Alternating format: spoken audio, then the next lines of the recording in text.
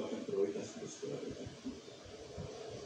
Harapan dari Nasdem tentu pemilu ini tentu kita harapkan menghasilkan pemerintahan yang lebih tepat, lebih kuat, lebih solid, lebih mantap untuk menjalankan roda administratif pemerintahan. Itu harapan yang jelas dari Nasdem.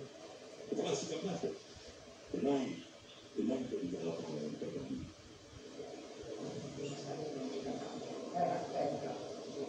Kawan-kawan yang besok akan mengajukan katakanlah dari Komnas HAM untuk TMK, saya pikir kita sepakat dari apa yang saya gambarkan tadi, bahwa hormatan kita untuk upaya mencari keadilan, upaya untuk mengevaluasi, memperbaiki dan sesuatu yang kita anggap perlu untuk dilakukan, saya pikir itu tetap harus berjalan sebagaimana mestinya.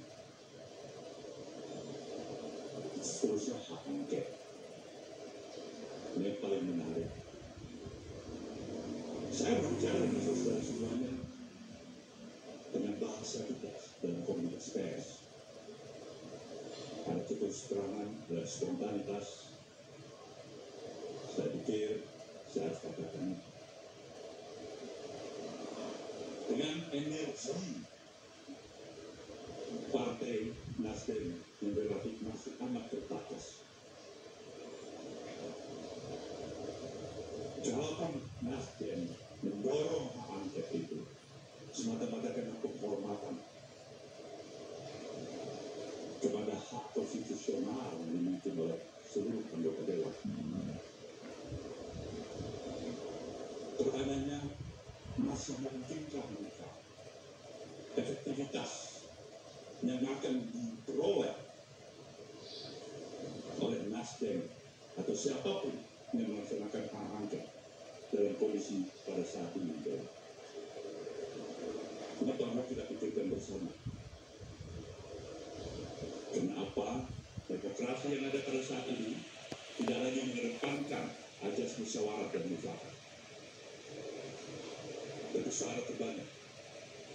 Ketika kita berhadapan dengan suara yang terbanyak, kita harus pikir dulu, kita sudah banyak suara. Saya harus katakan ini, agar tidak memakai bahasa yang penuh dengan egoisme. Sebenarnya hanya hak angket bukan yang pertama sekali kita kenal. Sudah berapa kali digunakan dipakai itu.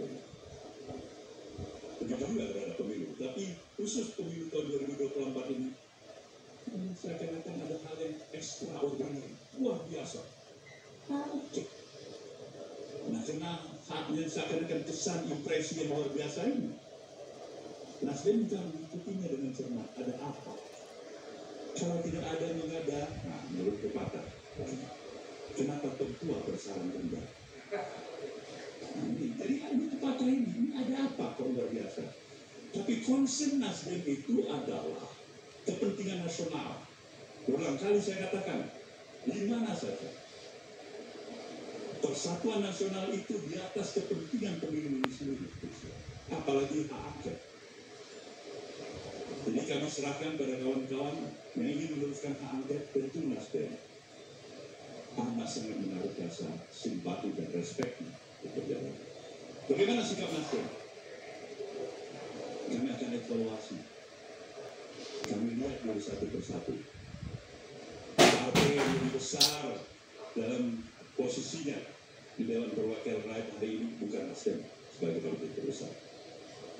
Bahkan rekan-rekan dari PDIP yang pertama sekali mengambil inisiatif untuk memilihkan hak angket. Nah, kita lihat ini sejauh mana progresnya berjalan. Nah, jadi partai dengan jumlah perolehan suara yang tidak nomor satu dari hasil pemilu 2024 ini bolehlah itu. Lihat dulu pada partai yang mendapatkan suara dan kursi paling banyak. Jadi ini jawaban kami. Definisi menerima. Definisi menerima hasil pemilu. Sebelum saya menjawab langsung, saya ingin tanyakan kepada saudara semua. Adakah pilihan lain kecuali tidak menerima? Ada. apa itu menolak, apalagi tidak bersikap, tidak menerima, tidak menolak, tidak abstain.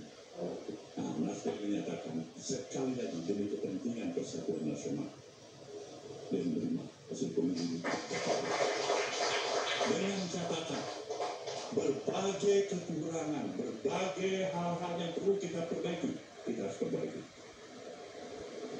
Itulah sikap Nasdem. DKI 1 maksudnya. Ada Anies, ada Sahroni ini.